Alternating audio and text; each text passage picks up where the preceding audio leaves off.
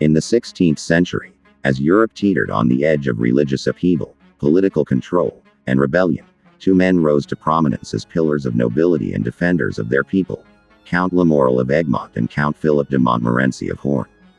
They were not just wealthy aristocrats of the Spanish Netherlands. They were respected military leaders, trusted advisors to King Philip II of Spain, and patriotic nobles loved by their Flemish and Dutch countrymen. Egmont had fought valiantly for the Spanish crown, leading successful campaigns in France and Germany. Hoorn, a naval hero, had also proven his loyalty through decades of service. Yet, despite their unwavering devotion, these men were caught in the crosshairs of one of Europe's most ruthless monarchs. The Spanish Netherlands were a hotbed of religious tension. The Protestant Reformation was spreading rapidly, and the Catholic Church, backed fiercely by Spain, sought to crush it. Egmont and Hoorn, though Catholic themselves, called for moderation, tolerance, and reform. They opposed the brutal Inquisition being enforced upon the Low Countries. Instead of rebellion, they petitioned for peaceful governance and civil freedom. But in a kingdom ruled by fear, even words of peace could be construed as treason. Philip II, cold, calculating, and deeply paranoid, viewed their influence and popularity as a threat. He dispatched the Duke of Alba, a cruel enforcer known as the Iron Duke, to restore order, by any means necessary. With the arrival of Alba in 1567, a reign of terror descended. Thousands were arrested, tortured, or executed in a military crackdown known as the Council of Troubles, later dubbed the Blood Council. It was this council that set its eyes on Egmont and Hoorn. Despite having remained loyal to Spain, both counts were accused of heresy, treason, and sedition. Their past service was ignored. Their pleas for justice were dismissed. They were thrown into the dungeons of the Koutenberg Palace in Brussels, where they awaited their fate in shackles and silence. The trial was a grotesque performance, a mockery of justice. Neither Egmont nor Hoorn was allowed proper defense. Evidence was fabricated or taken out of context.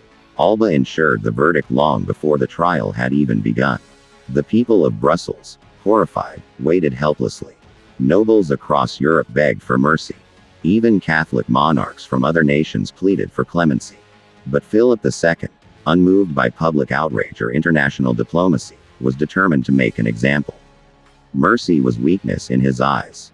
As days passed in torment, the once proud counts were stripped of their titles, lands, and honor. Locked away, their health deteriorated, and their spirits sank. Yet they faced their impending doom with remarkable dignity. Egmont wrote final letters to his wife, preparing her for a life of widowhood. He begged her to stay strong for their 11 children. Hoorn requested a priest and gave away his worldly possessions, even forgiving the very court that condemned him. Their final hours were filled with prayer, reflection, and resignation to the brutal end awaiting them. Then, on June 5, 1568, the city of Brussels stood still. The grand place, once filled with trade and joy, was now cloaked in mourning and fear. 2 raised scaffolds had been erected. Hundreds of soldiers encircled the square. The crowd wept as the counts were led out, dressed not as nobles, but as traitors.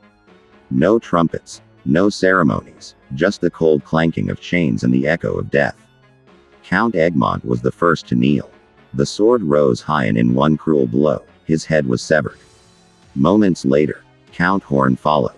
Blood soaked the wooden platform. The smell of iron filled the air. But Alba was not finished. He had the heads displayed to instill fear. He sent. The execution of the Counts of Egmont and Hoorn did not silence dissent, it ignited it.